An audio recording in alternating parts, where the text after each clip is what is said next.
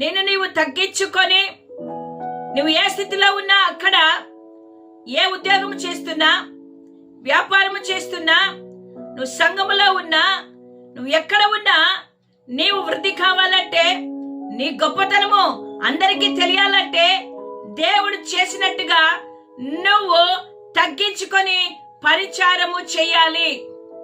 ఈరోజు మన సంఘంలో, మన కుటుంబంలో మనము తగ్గించుకొని పరిచర్య చేయగలుగుతున్నామా? లేక ఎప్పుడూ కూడా మనము ఉన్నతమైన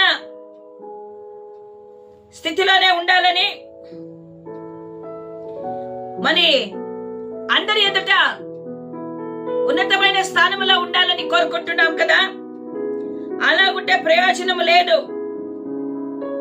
మనము గొప్పవారిగా అన్నిటినీ